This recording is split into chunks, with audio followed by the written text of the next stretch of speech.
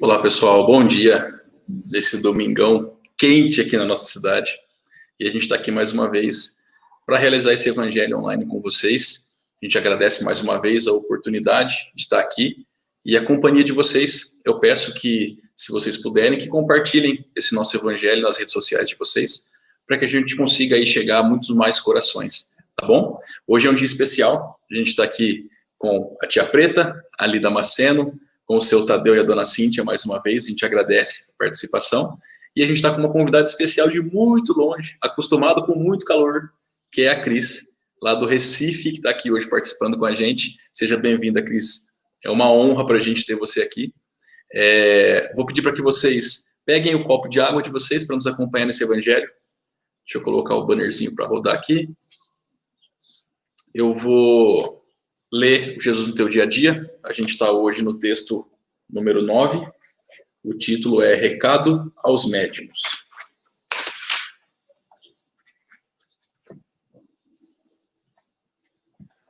Bom, vamos lá? Vamos começar? Recado aos médiuns. Médium irritado torna a mediunidade azeda. Médium preguiçoso torna a mediunidade inútil. Médium melindroso torna a mediunidade doente. Médium vaidoso torna a mediunidade impura. Médium dedicado torna a mediunidade um canal ininterrupto. Médium sincero torna a mediunidade cristalina. Médium humilde torna a mediunidade grandiosa. Existem médiums e mediunidades. A segunda é sempre neutra, aguardando a ação moral do medianeiro para transformá-la num instrumento de socorro e trabalho ou num instrumento de sofrimento. Meu amigo médium, a mediunidade com Cristo pode ser a sua tábua de salvação. Agarre-se a ela e agradeça a Deus a oportunidade de servir aos dois planos da vida. No exercício da mediunidade, não seja um robô programado para receber os espíritos. Entregue-se de corpo e alma. Sinta prazer em ser médium. Sinta prazer em dar passividade a um irmão que sofre. Receba-o como se fosse um ente querido, necessitado dos seus préstimos. Ame a mediunidade. Apresente-se sempre bem disposto e alegre para o momento do intercâmbio. Se a mediunidade é um peso em seus ombros, se a exerce por obrigação, é melhor repensar se vale a pena ser médium nessas condições. Jesus no teu dia a dia. Vou pedir para que todo mundo feche os olhos nesse momento. Vamos nos ligando aos nossos mentores espirituais, aos mentores que nos acompanham nesse trabalho, pedindo a proteção, pedindo discernimento para entender as mensagens que vão ser trazidas aqui.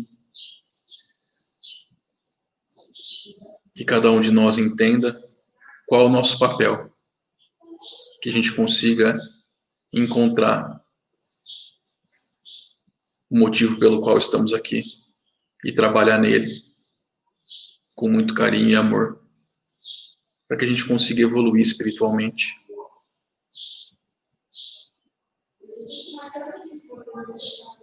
Agradecidos, dizemos: Pai nosso que estais nos céus, santificado seja o vosso santo nome. Venha a nós o vosso reino. Seja feita a vossa vontade, assim na terra como nos céus. O pão nosso de cada dia, Deus, nos dai hoje. Perdoai, ó Pai, as nossas ofensas, assim como nós devemos perdoar aqueles que nos têm ofendido. E não nos deixeis cair em tentação, mas livrai-nos de todos os males. Que assim seja. Bom, eu vou pedir para a tia Preta para fazer a leitura do evangelho de hoje, por favor. A gente está... Hoje é o primeiro texto do capítulo 9. Capítulo 9. Bem-aventurados aqueles que são brandos e pacíficos. O texto Injúrias e Violências. Por favor, tia. Sim, bom dia a todos, sejam todos bem-vindos. Injúrias e violência. Bem-aventurados aqueles que são brandos, porque eles possuirão a terra. São Mateus, capítulo 5, versículo 5. Bem-aventurados os pacíficos, porque eles serão chamados filhos de Deus. Aprendestes o que foi dito aos antigos: não matareis, e todo aquele que matar merecerá ser condenado pelo julgamento. Mas eu vos digo que todo aquele que se encolerizar contra seu irmão merecerá ser condenado pelo julgamento. Que aquele que disser a seu irmão, Raca, merecerá ser condenado pelo conselho, e que aquele que lhe disser, sois louco, merecerá ser condenado ao fogo do inferno. Por essas máximas, Jesus faz da doçura, da moderação, da mansuetude, da afabilidade e da paciência uma lei. Condena, por conseguinte, a violência, a cólera e mesmo toda a expressão descortês com respeito ao semelhante. Raca era, entre os hebreus, um termo de desprezo, que significa homem de má conduta, e se pronunciava encarando e desviando a cabeça. Ele vai mesmo mais longe, uma vez que ameaça com o fogo do inferno aquele que disser ao seu irmão, sois louco. É evidente que, aqui, como em toda circunstância, a intenção agrava ou atenua a falta, mas em que uma simples palavra pode ter bastante gravidade para merecer uma reprovação tão severa, e que toda palavra ofensiva exprime um sentimento contrário à lei do amor e da caridade, que deve regular as relações dos homens e manter entre eles a concórdia e a união, que é um insulto à benevolência recíproca e à fraternidade que entretém o ódio e a animosidade. Enfim que, depois da humildade para com Deus, a caridade para com o próximo é a primeira lei de todo cristão. Mas o que diz Jesus por estas palavras? Bem-aventurados aqueles que são brandos, porque eles possuirão a terra.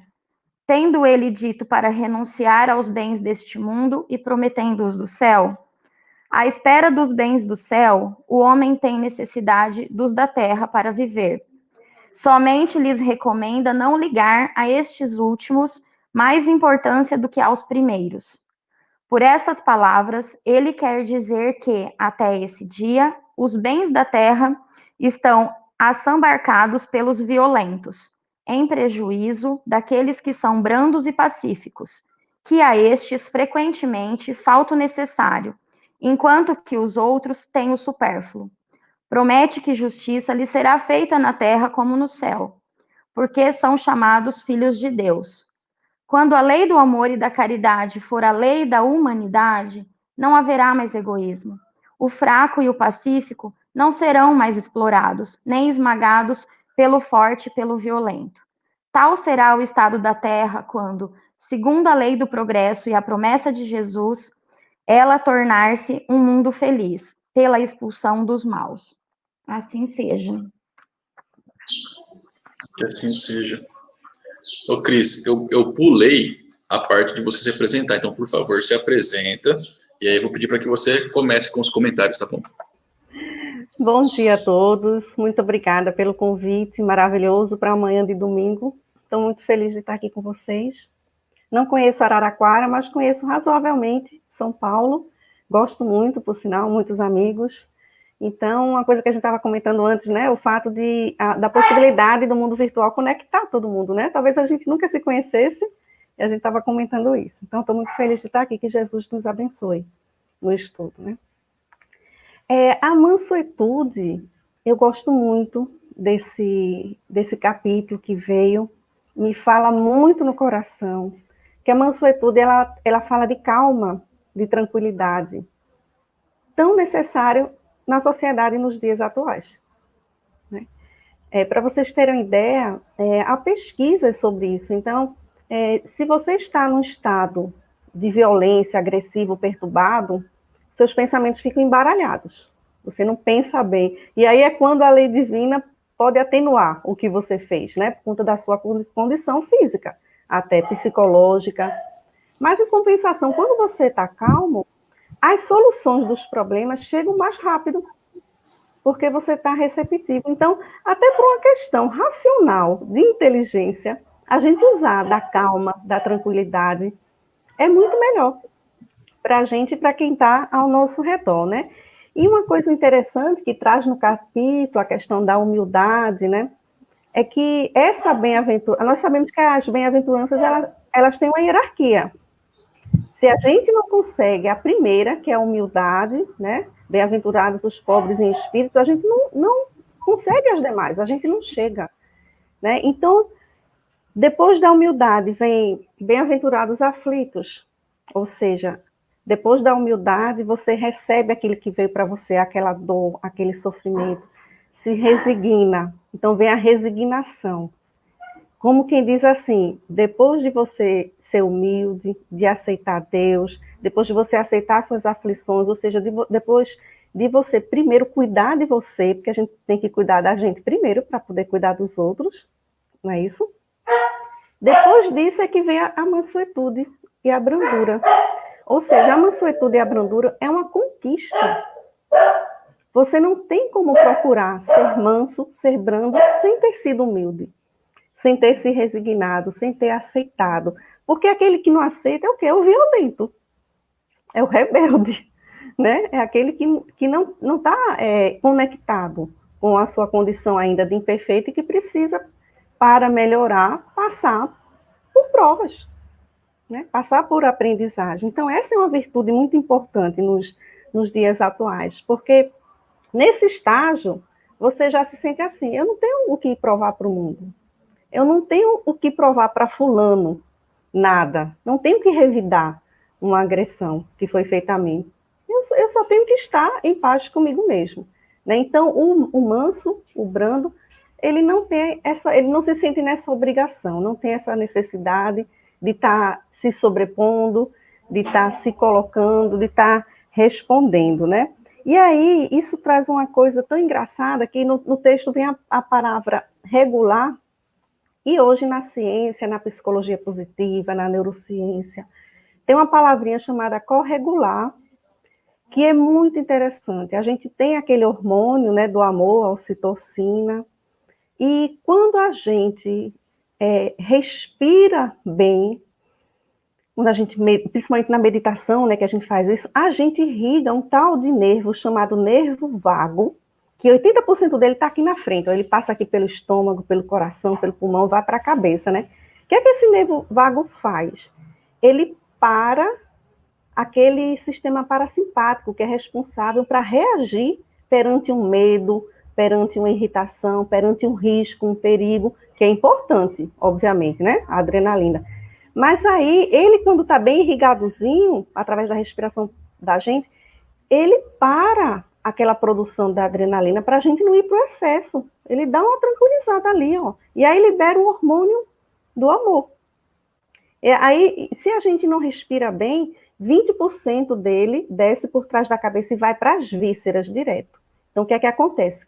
A gente, se não respira bem e ele continua lá nos 20% por trás, a gente vai se irritar, vai se estressar, a gente vai ter uma dor de barriga, numa raiva, numa situação de estresse, né? A gente tem algum desarranjo, né? Intestinal, ou então a gente vai responder mais pelo instinto, rapidamente, sem ter pensado. O bom de você ter essa prática da respiração, da meditação, é que ela diminui seu ritmo, desacelera. Então, por exemplo, numa situação, no trânsito, em que alguém me dá uma fechada, se eu não estou com esse nervo vago, irrigado, respirando bem, com essa desaceleração, porque por dia a gente tem 60 a 80 mil pensamentos por dia. É assim, ó. E tem gente com síndrome de burnout, uma doença, porque você não para de pensar e se preocupar. Então, quando eu tenho esse espaçozinho que eu abro entre um pensamento e outro, que dá um descanso, numa hora dessa, eu, como estou mais lenta, num bom sentido, eu vou ter tempo para pensar. E aí eu vou, de repente, pensar que não vale a pena eu revidar uma agressão, revidar uma fechada, ou agredir alguém, porque no trânsito, né, causou algum dano para mim. Do contrário, não, eu vou agir no instinto. Então, rapidamente, eu vou responder. E aí a gente responde, às vezes, da pior maneira, né? Não é isso, Guto? Quer falar alguma coisa? Eu senti um microfone abrir. Foi o meu, eu estou acompanhando, fantástico. E vale a pena a gente dizer que esse tipo de coisa, você ser tranquilo, ser manso, ele não é de hoje para amanhã. Ele vem de uma construção, né? É uma luta contra você mesmo, intensa por muito tempo. Não é uma coisa tão simples assim, né? Pode continuar, Cris. Perfeito. Inclusive, a gente tem que lembrar também que ser manso e brando não é ser assim, passivo. Não é aquela pessoa que não toma atitude. Não é aquela pessoa que deixa as coisas acontecerem, deixa rolar, como às vezes os outros falam, né? Tem essa impressão. Mas não. Não é ser omisso, né? Não é ser omisso, pelo contrário, é saber parar para agir da melhor forma possível, né? É uma questão de inteligência. E aí esse texto é engraçado. E aqui, quando Jesus fala, quando traz aqui o texto, né? Que Jesus fala da violência, ele não está tratando só da violência física, ele fala da violência moral também. Não diz raca, né? Que era uma agressão. Você está menosprezando o outro, né? Era assim, você fazia isso com as piores criaturas que existiam. Quando você dizia raca, olhava para o lado e cuspia. Né? Então, assim, era a pior ofensa que poderia ter naquele período, era dizer raca para o irmão, né? Então, a violência não é só física. Às vezes, a violência moral, psicológica, de submeter uma pessoa, de tratar mal, de, às vezes, dizer, você não presta para isso, você não sabe fazer aquilo, é maior, porque vai comprometê-la para o resto da vida, na formação do ser. Às vezes, uma violência física, a dor passa rápido, e você esquece mais facilmente, e uma moral, não. E aí tem uma coisa interessante nessa bem-aventurança, porque é como se Jesus prometesse algo ainda na terra, material. Né? E aqui a gente pode entender como, que possuirá a terra. Porque a gente pode voltar a reencarnar, a gente pode entender que estava falando dessa possibilidade, a terra é sua, você pode voltar a encarnar na terra, né? E fala também uma coisa interessante, da questão da riqueza, de às vezes estar concentrado numa mão, e naquela mão a riqueza não ser produtiva. Não, o que está possuidor não prestar atenção na responsabilidade social, não usar bem a riqueza. E aí oprime, violenta quem está submisso, né? Aquela situação. Então, nesse sentido, tem Emmanuel, lá no livro Pensamento e Vida, ele diz assim, por que então será que Deus daria uma aparente ventura às pessoas que estão concentrando a riqueza em suas mãos e são ímpios, e são cruéis, né? E retêm só para elas? E aí ele fala uma coisa muito interessante. Isso simplesmente acontece porque a riqueza, a gente tem que passar por todas as provas, para começar. Mas a riqueza não é daquela pessoa, não é minha, não é de Li, não é de Guto, não é de Tadeu e Cíntia, não é de ninguém. Ninguém possui, na realidade. Então, não é dele também, está passando por ele. Ele está fazendo usufruto. Então, a riqueza não pertence a ele, logo não existiria, porque Deus deu a ele como se fosse um presente, né? E a prova da riqueza, na realidade, lá no Livro dos Espíritos também, que a gente costuma dizer assim, a prova da riqueza é mais difícil, porque a pessoa tem acesso mais fácil. É verdade, mas a da desgraça também você pode cair na rebeldia. Então, na realidade, tanto a prova da riqueza como da pobreza, elas têm seus desafios. Elas têm a mesma condição de estar aprovando a pessoa, naquilo que a pessoa está precisando, na realidade, né? Então, quando ele diz possuirá a terra, eu lembrei muito também, porque a gente pensa no aspecto material, mas no espiritual também. E eu lembrei muito da questão 909, de Santo Agostinho. Parece que não tem nada a ver, mas quando ele pergunta qual a melhor forma de se melhorar nessa vida, um dos sábios da antiguidade, que a gente não sabe nem se foi Sócrates, né? Um dos 7, disse, conhece-te a ti mesmo. Ora, todo mundo fica só nesse conhece-te a ti mesmo. Só que tem uma coisa muito bonita que vem depois, que está lá no templo de Delfos escrito, que é, conhece-te a ti mesmo, que assim conhecerás os deuses e o universo. Então ele está falando o quê? eu me possuir primeiro, eu me conhecer, porque eu só possuo se eu me conhecer, se eu sei quem eu sou, né? E aí eu posso dizer assim, opa, nessa situação eu vou fazer assim. É melhor eu evitar, né? Quando a gente se conhece, a gente diz isso, né? Olha, eu não vou nem responder porque eu sei como eu sou, a gente fala desse jeito. Conhecendo a si mesmo, possuindo a si mesmo, eu vou possuir todo o universo, realmente. Por quê? Quem é que vai tirar minha calma? Quem é que vai tirar minha brandura? Ninguém tira isso de mim. Então, possuir a terra é possuir também a si mesmo. E assim você controla o que está externo, né? Porque quando alguém tira a calma da gente, é a gente que permitiu. Por quê? A calma não é minha, por que eu deixei ela para lá, naquele momento difícil, né? Então, na realidade, o conhece-te a ti mesmo é possuir e assim controlar tudo que está fora, né? Possuir o que está, essa paz anterior vai nos dar essa paz externa, né?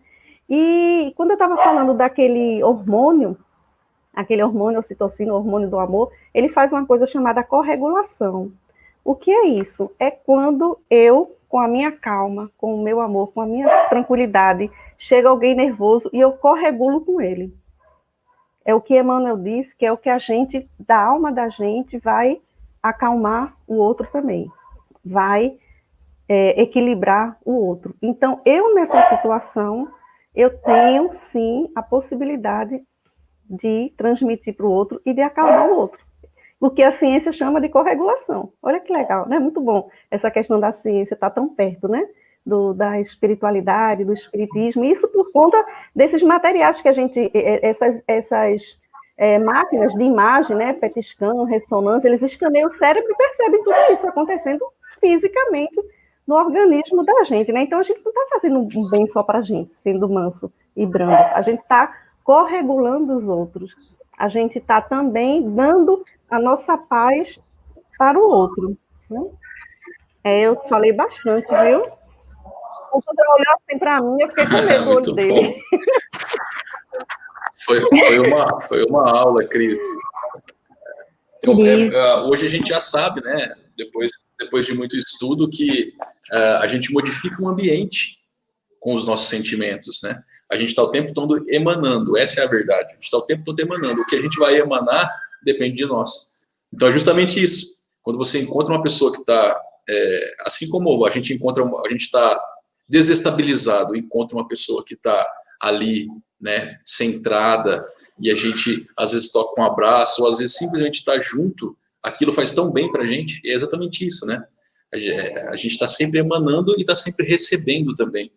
Então, depende de nós aí, qual a diferença que a gente vai fazer na nossa casa, no nosso bairro e no planeta, emanando sentimentos para as pessoas. Tem um trecho que fala ali.